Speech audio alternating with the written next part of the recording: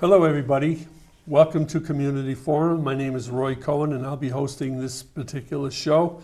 We're going to be updating you on the library building project and the solar fundraising efforts. And I think to get started I'm going to have Pat Basler, who is the director of the library and probably can't wait till this project is done, and have her introduce the members of the group here.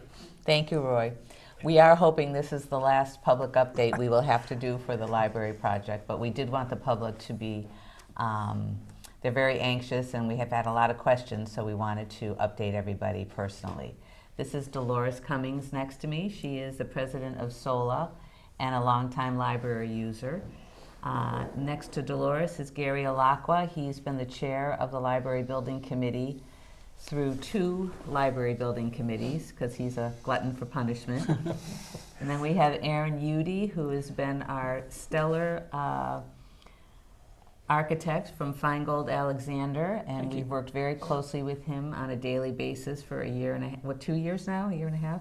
Long time. 2 years, yeah. And then Tom Gatsunis at the end is the owner's project manager from Daedalus Projects, and he is representing the town and making sure that we are getting everything that we are paying for. It sure looks like it. We're trying.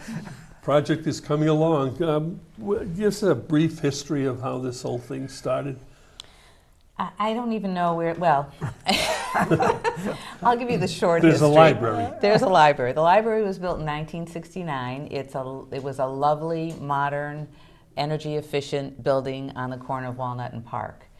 And when I got hired in '97, the trustees said, we need to start planning for a new library. And I thought, why? This place is built like a bunker. It's a wonderful building. It's really sturdy. But over time, it became apparent, it had 3 major failings. It didn't have a handicap accessible access through a handicap accessible elevator. So although it's on 2 floors, if there was, if you needed that, you either had to come in on the first floor, and if you needed to go to a program on the second floor, you'd have to drive around and then get out again. If there was a fire, it could have been a problem. It was not ideal for a public building.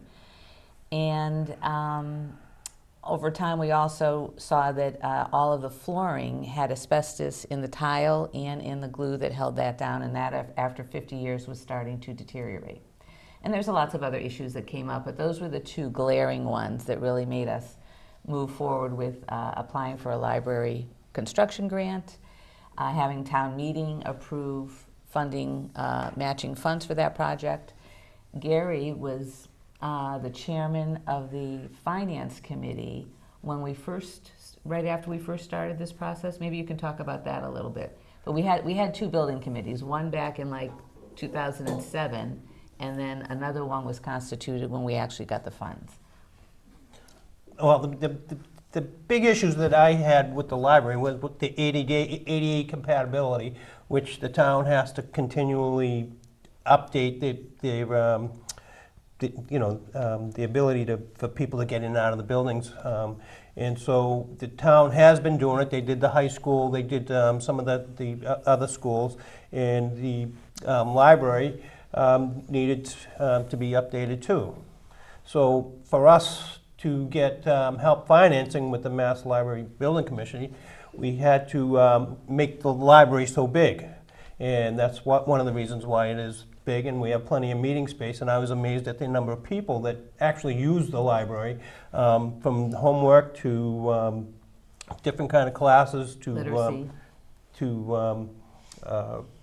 The Adult to learn literacy English, program, yeah, adult literacy. So basically, I got involved, and we want the town to keep getting better. So that's basically how I got involved with the program. Good. Aaron, what's your particular role in this project? So I came onto the project after it was awarded to Feingold Alexander as a design project, and I got to work with several members of my office, just designing a library, getting more space, and coming up with a design that the building committee was happy with and that the town would approve, and been involved with early phases of design all the way through construction documents and now into construction. So through the whole construction and process, been heavily involved. Do you like the way it's coming out? I do. Yeah, I think it's really coming Looking together nice. the way we've envisioned it. You know, there's always little things here and there that we wish would be tweaked a certain way, but I think in general it's really coming out well. Excellent. It looks great. Thank you. Tom?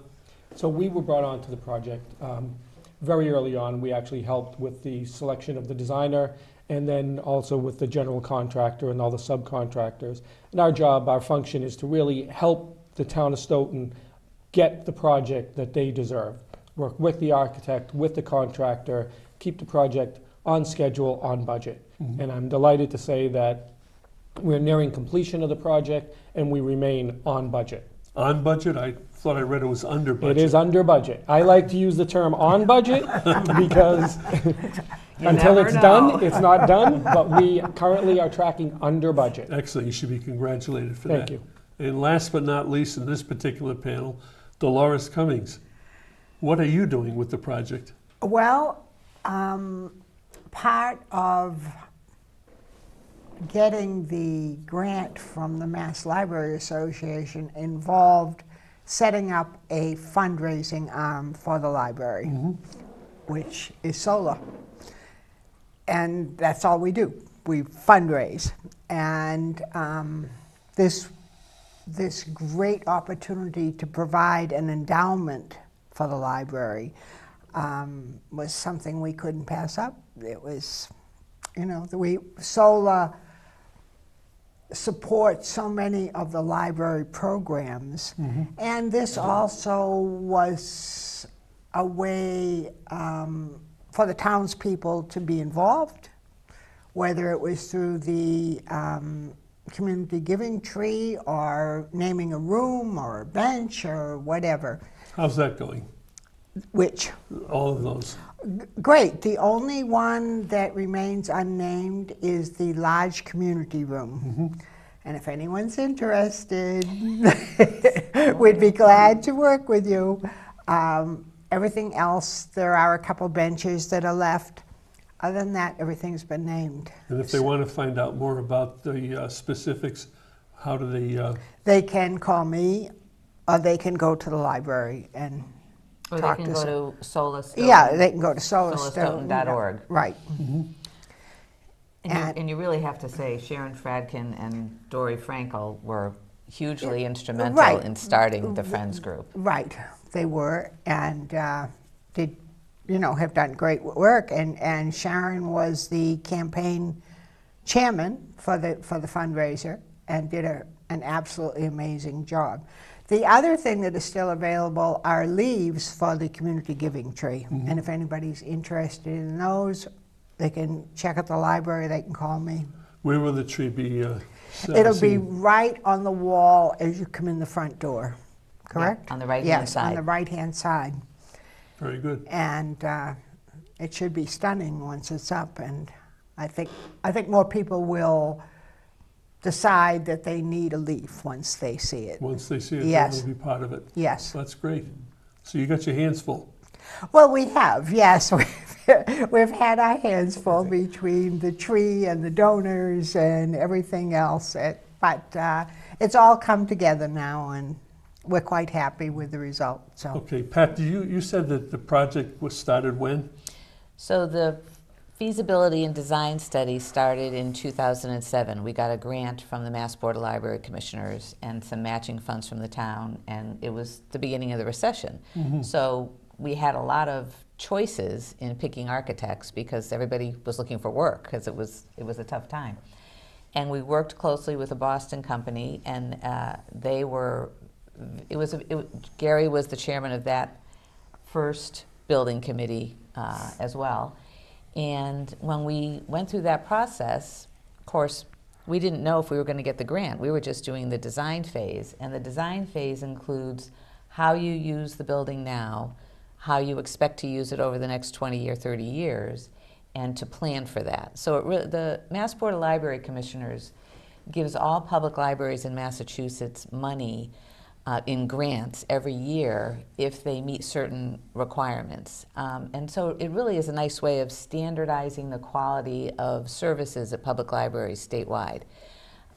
So they give you the funds, and you have to, sort of meet certain requirements. So the construction grant phase, because it was the recession, they didn't fund at the state level construction grants for a couple years longer than normally. Normally they fund them every 3 to 5 years. So somewhere around 2014, I think, well, the grant cycle was 2011, 2012. And we didn't get it the first time around. They sent us back to the drawing board to make a couple of changes.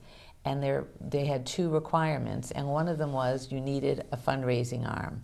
They really don't want to give a town money to build a new library if they don't have evidence that the town supports the library. So having a fundraising, and we never really did have one. We had sort of a friends group that might do a book sale once in a while, but it wasn't really a real 501c3 fundraising organization. These ladies and men on this committee now, they created a foundation that will give the library really an endowment for the future, which is wonderful. So when the grant we submitted it in 11, they sent it back with a couple of changes. We resubmitted it in 2012, and we received the grant. Town meeting had by then already approved 50% of whatever we got in the grant. Nice. So that to me, that showed that the town supported it already, because they funded the matching funds before we actually had the grant. There's been so many stories of other towns where they get the grant and then they go to the town and the town doesn't support it. So, and that's happened in our grant cycle. There's been several libraries that unfortunately is what happened to them.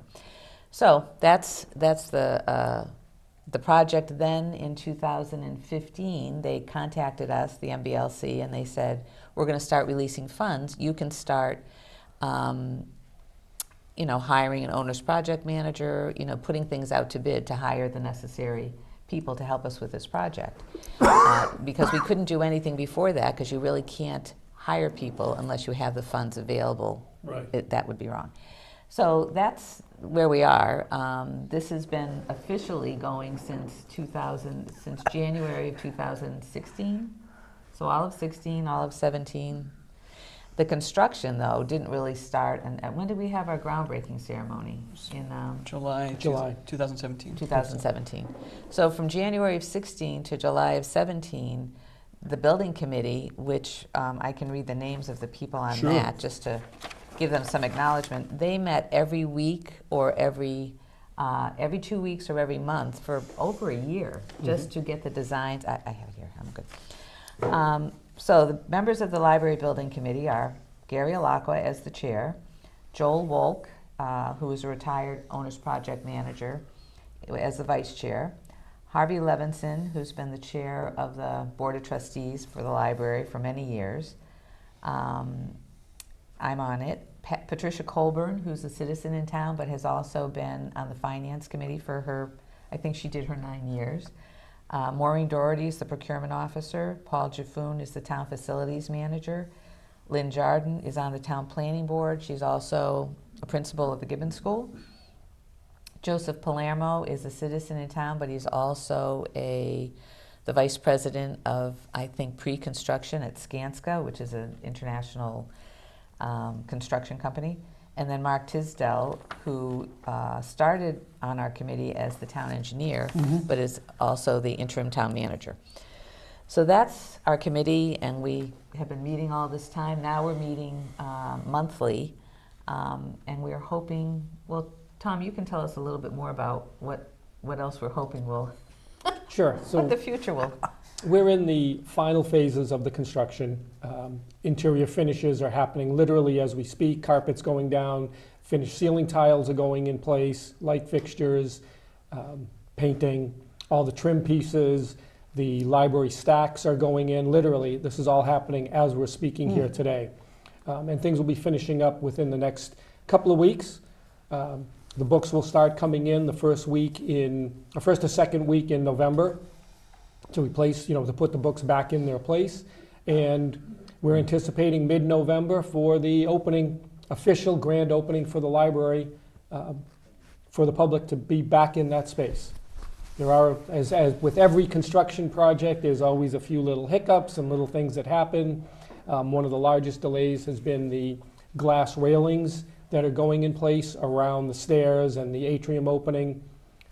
But those are scheduled, and I have to use the word scheduled, to come in the end of this month, and installation will proceed right after that. So barring any unforeseen bad things happening, we should be on track. It's weather tight, I would assume. Oh, absolutely. It's weather tight, the heat's on.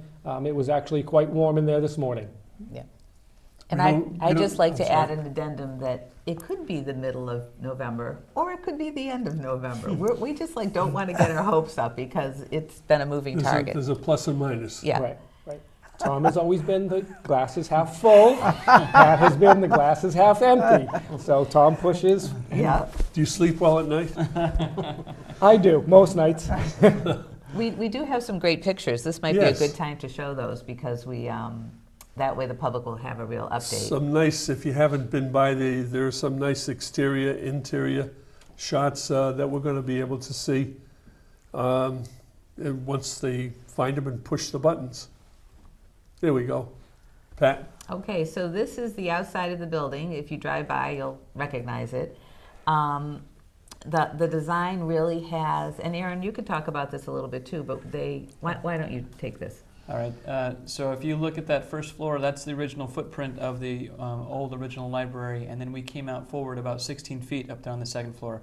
That whole second floor that you see in glass, that's all addition to what the original library was. We added about 7,000 square feet, and you see that large south-facing window up there on the second floor with the 3 window shades in front of it.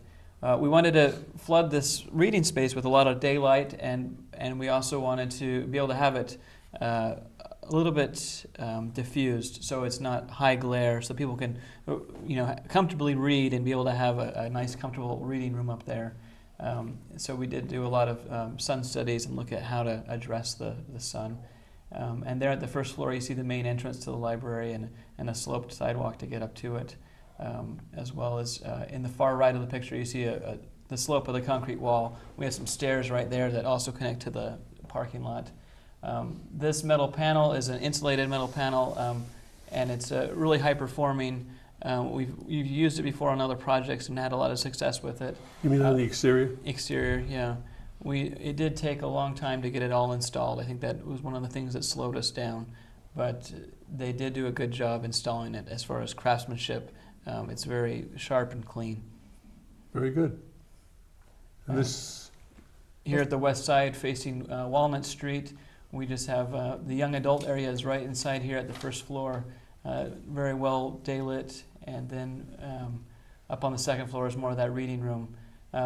And the existing brick, you see that a little bit beyond in the picture, that was stained to complement the metal panel color. So it's a kind of a gray brick, and we were very happy with the way it turned out. We Yeah, think it it looks really sharp next to the silver looks metal like panel. it belongs there. Yeah. Up here at the upper parking lot, this is exits from the community room, and we have 4 windows right there into the community room, and then we cut in 4 new windows into the brick wall, and up on the roof you see some louvers going on. This is mechanical screening for the chiller and the rooftop units. Those are in progress still. But this upper parking lot, we worked with the contractor to kind of give us a little bit more space up there. We've reworked that upper parking lot with the landscape architect and the contractor. And you also notice there's a retaining wall there on the left side that the contractor has more or less design built. That they have. That was one of their additions to the project. How many parking spaces are figured for this project? Off the top of my head, I think 46. Well, front and back adds up to 65. Excuse me, 65. Parking is a big issue. Yes. We got 20 extra parking spaces in the lot on Park Street after the May town meeting voted additional funds to expand Oh, good. that parking lot was built in '09, Uh-huh. and it was built with limited funds at the time, but it doubled our parking because that was a new lot. But now, with a new building, anywhere we can squeeze more parking became critical, and so we're very grateful to town meeting to give us additional funds. Nice. Have to encourage people to use pairs. There's the parking lot there. Yeah, so with that retaining wall, we basically expanded the footprint of that lower parking lot to give us some more parking spaces and squeeze more in there. We also added 4 spaces on Park Street and bumped out curbs to kind of protect the cars. These trees, I don't know that these are in their final places, but those are being planted as we speak. We had a lot of landscape materials show up this week. And that parking lot just has a base course down. Once we get a lot of this stuff finished up, they're going to come back and do the final paving and striping. That should be nice. What about I'm looking at these windows. Are there shades involved to keep the sun out? Yeah, so these all the south-facing windows actually have a tint in the glass that helps reduce all the actual light that's coming through. We get daylight, but we don't get as much of that harsh glare. But we also have motorized window shades on the inside at all of these up on the second floor that Pat will be able to control with a switch up or down. And so they'll all be uniform up on the second floor. Then on the first floor, we will have manual shades that are chain operated. And this picture is nice because it shows the sunshade. What are those on the outside? The louvers? Yeah, those little solar devices, shady devices. What, up top? Yes. Yeah. There's like 3 horizontal. Are they called louvers? Yeah. That's sunshades or louvers is fine. Yeah. Do they move? No, they're fixed, but they help reduce all the overall solar gain on the building. So that's the front entrance, front stairs, Yeah. and people parking in the back still come in through the back, then Correct. down the original stairs. That's right.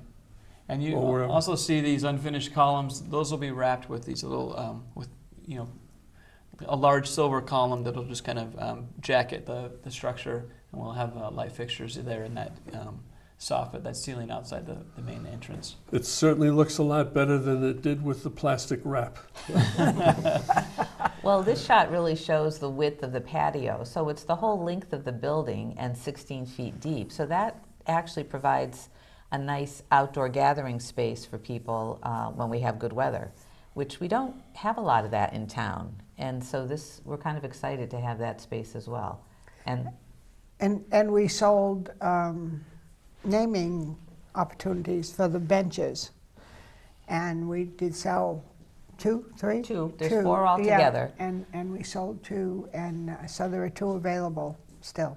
And your project is tax deductible? Oh, yes, yes. So anybody that wants to write the big check, they can, yes. it's officially tax It's a deductible? yes. Excellent. How about some interior shots? I thought I saw a bunch of those in the preparation stage.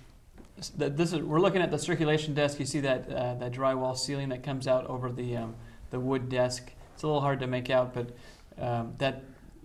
if you're looking at the right side of that picture, the second column back, that's right where the circulation desk is. And this is what you see in the first floor. There's flooring going down, all the packaging that's going on right there.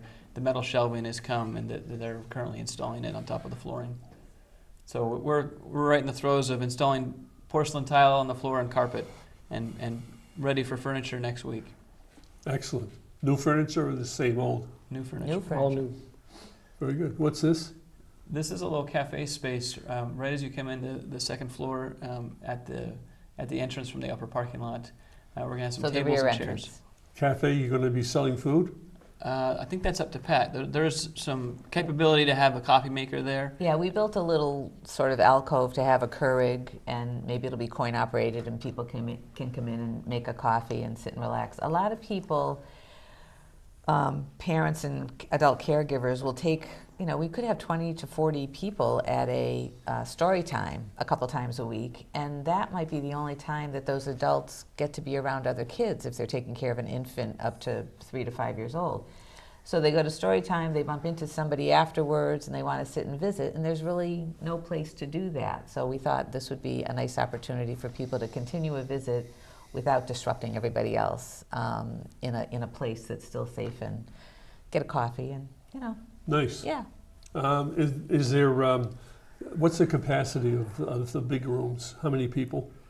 In that large community room, we have about 200 seats. So I'm sure that, previously I think it was 150. Yeah.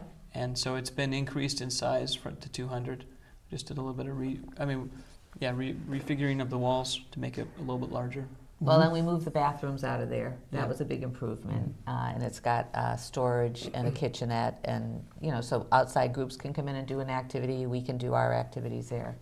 It's a nice, clean, new, great space, really. Much of it is handicapped accessible. All of it. All of it. All of it. All of it. Yeah, all the bathrooms. Boy, that was quick. That was a, It better be. Every space. Okay, we have more pictures to show. There we go. That's nice. Yeah, so you see this hexagon carpet tile. This is the kids' area, and right in the glass beyond, that's the craft room. So we'll have story time in that craft room, I believe, with that orange wall on the very back. yeah. Mm-hmm. And also on the floor is all the metal shelving that's going to be assembled in the next 2 weeks. So there'll be shelves in this whole area. This will just be stack area for all the kids' books. But like the old children's area, nothing will be higher than a fourth grader. So you'll be able to see. The shelves won't be high. You can, a parent can walk in and see what's going on and see where their child is right away. And that glassed room that was in the previous slide was included in the design because one of the complaints was whenever we have a story time or craft, it's hard to keep excited little kids quiet. And this is somewhat soundproof. So that holds 40 to 50 kids. It can have tables and a craft, or they can do story time or other things in there. But it's very visible, so a parent can let their kid go to a craft or some activity in there, still be in the library, but have visibility on, just for safety purposes. We wanted to make sure everything was really open and somewhat transparent. Is there a closed circuit TV being put in? There is security, and I think there's 6 or 7 cameras throughout the entrance and exits. And there's not a camera in that room, but it's completely open, so you can see. But security was a big issue in the redesign of this project. With all that's going on in the world, we have thoughts about security, doors locked automatically and stuff like that? We had a lot of conversations about that, and just about, in what situations, how do we get out? What's the safest way? How do we have alternate ways to get out? Pat really, she had some town-wide training that she attended and put a lot of thought into this, and we worked together with the OPM and the building committee to come up with solutions that we all felt comfortable with. How do we make this library a secure place where kids can enjoy it and parents aren't, worried. Oh, okay. We have more pictures? So this is the front right corner as you're facing the building, and it'll have comfortable chairs for parents. It's a preschool space, so this will be reading material, games, places where kids can come with their parents, can sit in a comfortable chair, and the kids can sit on the floor and play with puzzles. It's just more of a open. There'll be some shelving here, but it's mostly a gathering space for parents and young preschool kids. And I think our fish aquarium will be over there too. We used to have a 75-gallon saltwater aquarium Nice. with Nemo and some of the. Oh, of course. Yes. So that will be back. And then this is the door to the 2 children's librarians' office, which is in the middle of that children's space. Where they can look out and make sure everything's going well. Yeah, well, they'll have their doors open all the time. I mean, they could have just had 2 desks, but they wanted to have a somewhat closed space so that if they do need to make phone calls or, make arrangements for a program, it would be somewhat quiet. Mm-hmm. I noticed in the previous picture, it looked like the windows you can open them for fresh air. Yeah, we do have that on most of the windows. Those small windows in the brick aren't operable, but the rest of the other windows we will have operable. Oh, good. And Okay, we have more pictures? More stacks being built. Yeah, and there's the office for the children's librarians, so they can have full visual. Here is the reading room on the 2nd floor. Carpet is, in this picture, carpet's not yet installed. You see that frosted glass out there that kind of distinguishes from clear to frosted. So we'll have a lot of seating, lounge seating out here in front of this glass, so people can, and we'll have floor boxes for power, so patrons can, use their laptop and get to work, or they can, browse the media that Pat has available and read right there. Why is the glass frosted in just a couple of spots? We wanted to be able to break it up so you had frosted and clear, and be able to have a little bit more distinction on the library. With the tinted glass, it wasn't didn't work as well as we envisioned it, and so that was a lot of discussion during our project. But from the inside, it's a lot more effective. It just, for us, it kind of depends on the time of day when you drive past it. And some patrons might not want to sit in direct sun, Yeah. but they like the natural light, so that was the thinking. Good reason. And what's this? So this is the circulation desk that's not finished yet, but That looks like it's on the ground floor. this Yes. is only first floor. If you come in the center first floor entrance in the front off of Park Street, there'll be a blank wall that will have the community giving tree, and right after that is the circulation desk. So people will be greeted almost immediately by library staff, and this is designed to hold up to 3 to 4 staff, and from there they can see basically the whole first floor. There's a couple of pillars, but all the stacks will be faced in a way that you can see down them. They'll have a clear view of the story craft room way in the back on the right-hand side. And then you can't see it from here, but if you look to the left of the main entrance, there'll be the main stairway, and then there's also the teen room, which is all glassed in. So these are the original stairs. So to the right, that stair is original, that one with the landing just a few steps up, and that's going to get a glass rail. And up the top of the picture, there's 2 stairs that go up to that second floor addition, and those will also have glass railings. So those 2 stairs are new. There used to just be the balcony there, remember? Right. Because there was no second floor on the front of the building. Now we have all this square footage up above the front of the building. So Okay. they're right over the space where the old circulation desk used to be. Right. Okay, with next one, here we go. And then this is where the shelving is being constructed in the back left-hand corner, which used to be the children's area, but is now going to be all the adult stacks. So large type, adult fiction, because that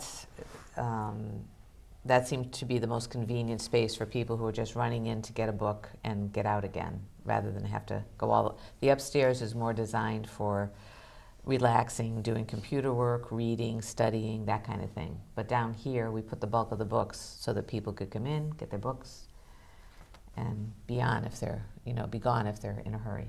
Nice. And who's that person?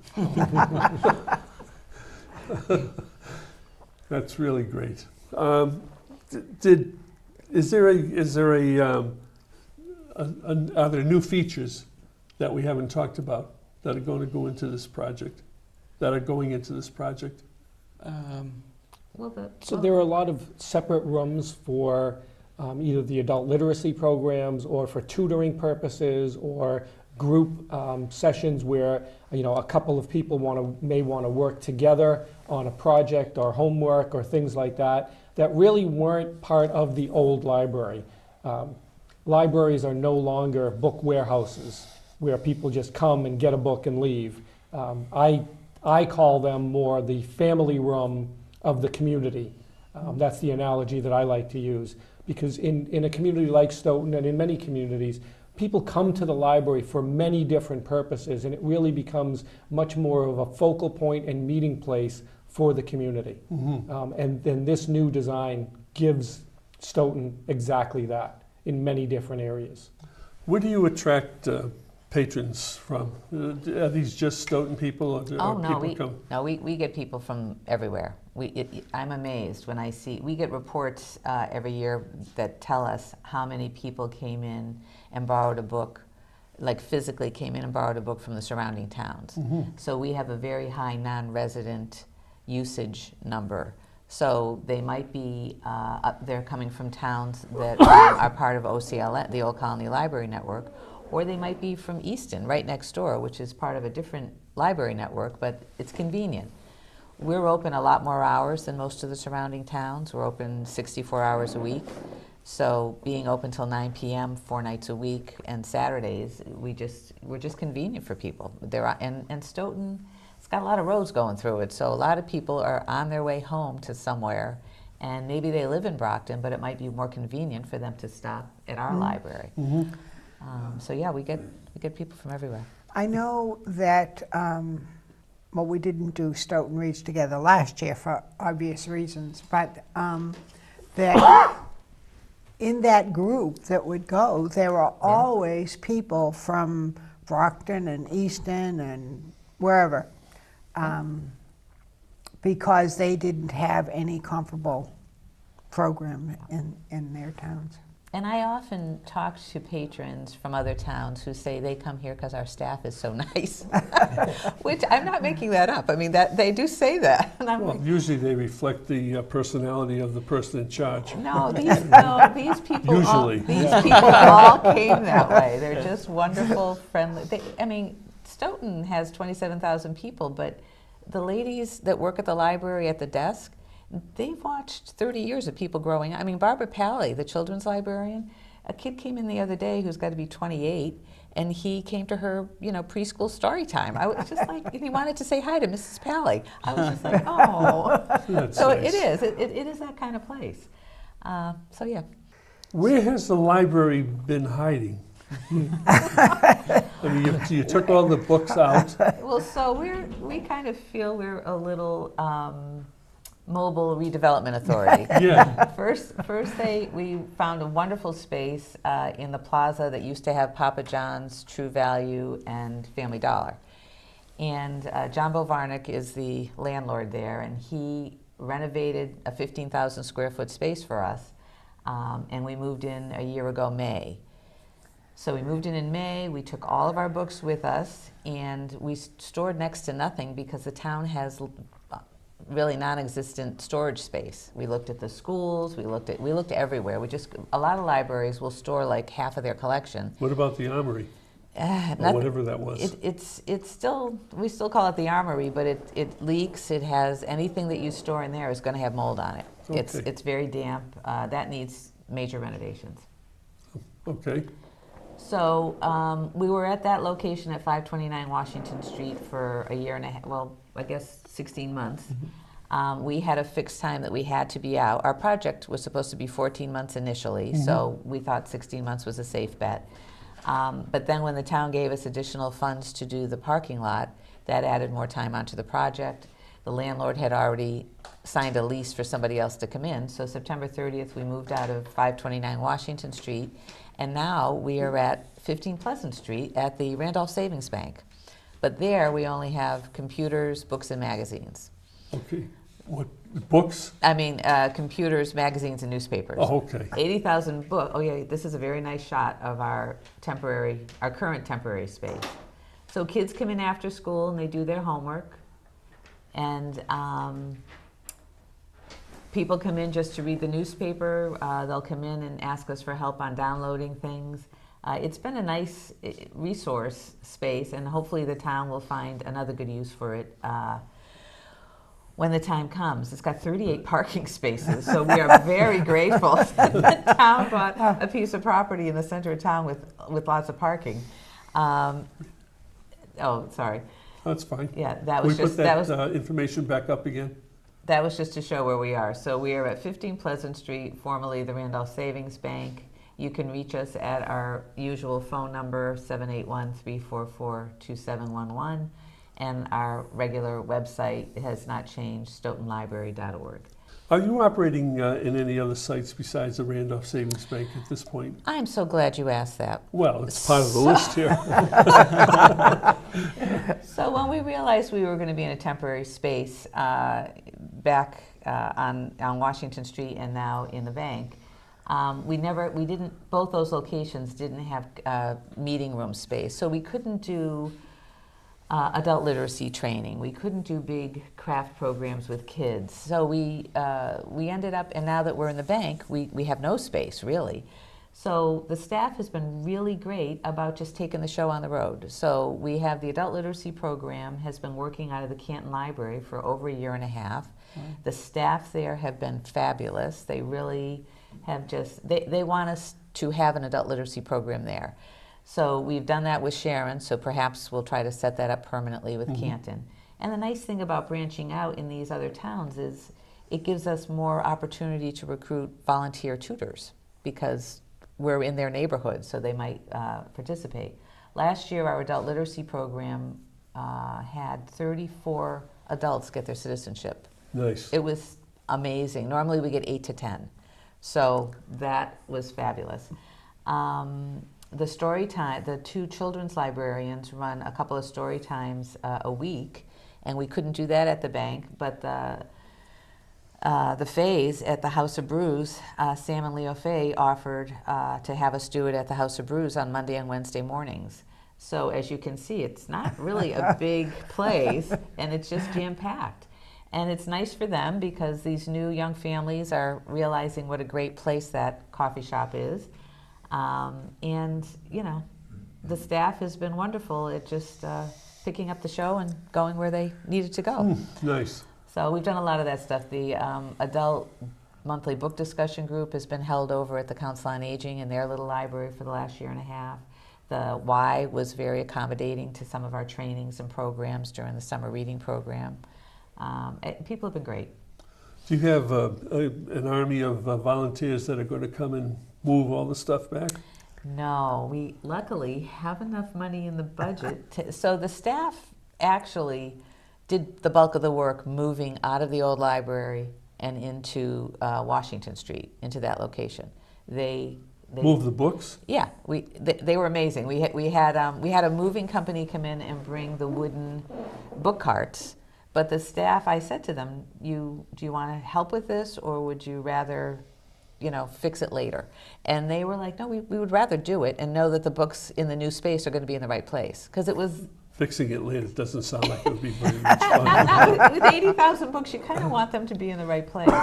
And we were winging it because we were going into a new space with borrowed stacks. And I mean, it was just, there was a lot of potential for stuff to go wrong. Has it been fun? It has been a lot of fun. It has. It's been a challenge. Yeah. But honestly, if Tom hadn't started us looking for temporary space in January of 2016, Tom and Gary and Paul Jaffoon and I, we drove around in the snow trying to find a space.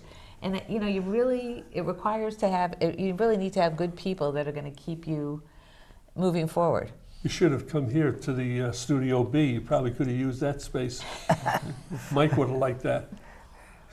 Where we were worked out great, I have to say. Yeah. Yeah. So anyway. You're looking forward to it. We are. I think the staff is too. The staff was able to go in and see it a little bit yesterday after hours when the workers had all left, and they came back so excited. They just were blown away. Are you going to be increasing the staff level? I have the flexibility to increase part-timers because I have the town has always given me a good part-time budget. We have, over the last couple of years, we have added an additional full-time library assistant and a second children's librarian. Mm-hmm. And our teen librarian just took a job somewhere else after 10 years, and she had been working part-time for the last 5 years. So I'll be able to hire a teen librarian full-time. Very nice. So I think with that additional Do we have any more pictures, or is that it? I thought we had a lot more. We have no more. Okay. That's it. Why don't we take a little break and bring on our old friend Gary LaPierre to talk about some of the public service information that he usually gives us. Hi, it's Gary LaPierre, and the crew wants to thank Maxie's Delicatessen. That's at 117 Sharon Street in Stoughton. They're 781-341-1662.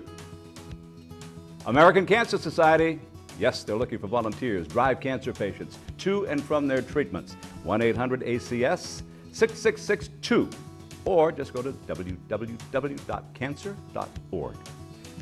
Ilsa Mark's Food Pantry in St. Anthony's Free Market, 2 Park Avenue in Stoughton. For more information, call Christine Gallagher. That's at 781-341-0611 or 781-341-0549. Meals on Wheels. Just ask for Jessica. You'll find her at 781-344-8882, extension 2. Stoughton Penny Saver. Our business is advertising your business, they tell us. 27 Rose Glen Street, Stoughton, 781-344-4833. Community Forum showtimes in Stoughton. It's Thursday, Friday, Saturday, and Sunday at 6 p.m., Monday at 8 p.m., Tuesday at 5 p.m.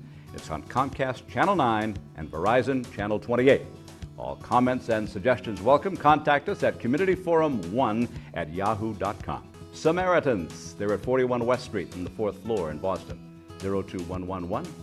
Their phone number is 617-536-2460. 24-hour helplines for Samaritans, and the number is 877-870-HOPE. That's 877-870-4673. Samaritans, you can find them at 800-252-TEEN. That's 252-8336. Or find them online at SamaritansHope.org.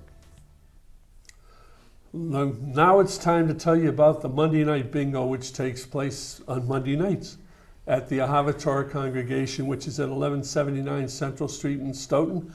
Doors open at 4:30 p.m. and games start at 6:30 p.m.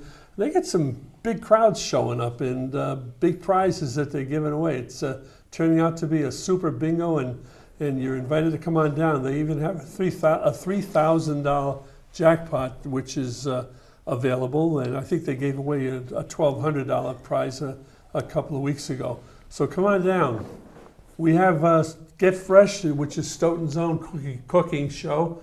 New episodes are airing nightly on Comcast Channel 9, Verizon 28, Mondays at 5:30 p.m., Wednesdays at 8 o'clock, Thursdays at 9 o'clock in the morning, and Friday at 5 o'clock at night.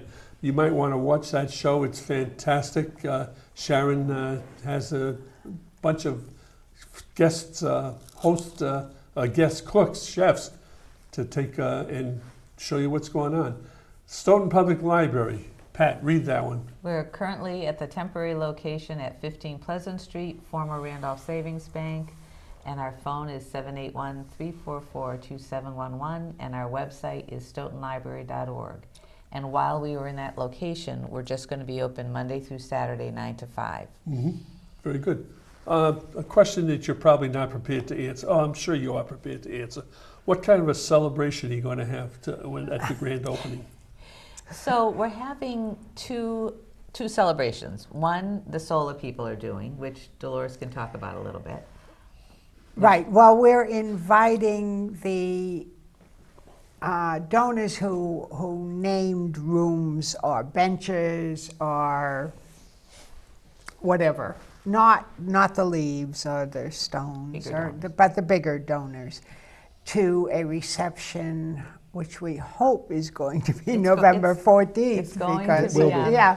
It will be. It will be. You have to be positive. Yeah. You have to be Right. It will Well, be November 14th. I was listening to this. Well, maybe. Oh, no, that's happening no matter what. Right. And But that's called the first look. that's called First Look, and I have a committee that, is doing the whole thing, and we're going to have light refreshments, and the Board of Trustees will be there, the Solar Board, and The Library Building Committee. the Library Building Committee, and then the donors and Can I- their guests. Can I put you on the spot and have you name the people that are on your committee? On the On Solar Board? Yeah, Solar Board. Okay. Right now, I'm president. Ann McDonald is vice president. Alethea McFarlane is treasurer, and Mary Lou Giordano is secretary. Mm-hmm. Then we have a board, which has Sharon Fradkin, Fred Utanes, Dave Melchin, Steve Wilkinson, Sue Lane, Stephanie Carrara. Yeah, we're probably forgetting people. Yeah, I'm probably forgetting Well, you someone. did well. Yeah. But So, we have our annual meeting coming up, so things may change a okay, little. those are the big donors. Now, how about the general public? They're probably getting all excited, and they're going to want to come to a celebration. So Oh, we that's will Pat. have a ribbon cutting ceremony, grand opening at some point, either in the middle or the end of November, Once depending. everything's settled down. Yeah. Well, we were at a construction meeting this morning, and they wanted to know when we could schedule the training sessions for all the new stuff in the building, and it could take cumulatively like 5 or 6 full days, because you have to, the staff and the custodial staff and the facilities staff in town have to learn the lighting system, the security system. The phones have a PA system in case we have to shut the building because a child is missing or something. There's just all sorts of new things that were never in the old building. So that's exciting. The HVAC system, the energy management, just all of that has to be learned. Are you in charge of that, or do you have? No, luckily. I mean, you pass that off on the gentleman there? So Paul Jaffoon is the facilities manager for the town. So he supervises all the custodians. So they will all be part of some of that training. There's 4 librarians beside myself who are responsible for the building when it's open. So I expect them to know, minimally that stuff. So they'll have to go through the trainings. And then they give us videos of the trainings as well. So when we hire new people, we can orient them that way. In the building itself? Yeah. You have a little room where you put the video on? Oh, we'll have plenty of it. Sit here We'll and have pay flat screen. attention? Yes. This is part of your training. There was something else related What to did you do? There's been a lot of slack time, I would imagine, during this construction. What did the help do? Did you have everybody busy, or? It has been tough this last month to be in the bank because we're not open nights, we don't have books, so we're not serving the public the way we used to, so I really couldn't make use of the part-time staff. So they've been sort of furloughed. Thankfully, most of them have day jobs and they had some preparation to plan for this. So the full-time staff has been amazing. They've all gone to at least 4 trainings. One was on the opioid crisis and how to work with the public who might be afflicted by that. One was on, they've all taken their ethics training, which we have to do every year online. They did a training over at Canton on a new system that we're getting called Envisionware, where the public will come in and use their library card to sign up to use a computer. So you don't have to go to the desk. So we've automated some things. Good. So that's been fabulous. And then a couple weeks ago, we had really good weather, and I said, you guys haven't all gone up to the Storybook Nature Trail. You should go up and see that. It's funny, I was just going to ask you about that. So I think we have a good picture for that. And this nature trail, this Storybook Trail was built as an extension of the Lessa Playground. And if you go down West Street to where the Lessa Playground is, there's a wide wood trail that takes you from the end of the playground all the way up to the quarries. If you grew up in town, you know where those are. This is Amy and Barbara, the 2 children's librarians. They had never been up there, and Tony had taken them up, the custodian in the library, because he was replacing the story. So every 4 or 5 months we laminate a new story page by page, and we put it in 25 of those podiums. And the idea is to get the kids and their parents from the playground up into the woods to nature and be out there. And so you go to each podium and read another page of the book. And Nice. little kids love it. Sure. That's the library, and there was a grant from the Youth Commission, the Y, and the library was part of funding the Storybook Trail as a way to get people to expand their healthy living opportunities. There's across from the post office, there's some kind of a... The little library. Yeah, what's the story with that? So actually, sadly, the guy who started that just passed away last Oh. week. But this man whose mother was a librarian, I think he lived in Wisconsin. In memory of her, he built a little library and put it, it's just like a little structure, generally waterproof, hopefully. It can look like a school, it can look like anything. People are very creative on what they design them as. And they put them on a mailbox post anywhere in town where they live. And it's taken off. He was selling them online for hundreds of dollars. They're all over the world. But Stoughton has about 5 or 6 now. So that one across from the post office was built by Deke Diedrichsen. Yeah. He builds little houses, tiny houses. So he built one. Joyce Husseini had one on Pleasant Street in front of her house. And then this other woman in town who works at the Y, I think her name is Mary Coulter Bennett. She got Home Depot to donate all the supplies, and she had a bunch of volunteers, and they built 5 or 6 more, and they painted them, and they're all over town now. Nice. And the idea is, if you don't have access to books, you go get one out of the little library, you replace it. It's just a nice way to share more reading opportunities. Excellent. Do we miss anything? We covered everything? Yeah, I think so. I thank you all for coming and telling us what's going on, and hope to see you after the building is up. Thank you. Thank I you. will definitely be here.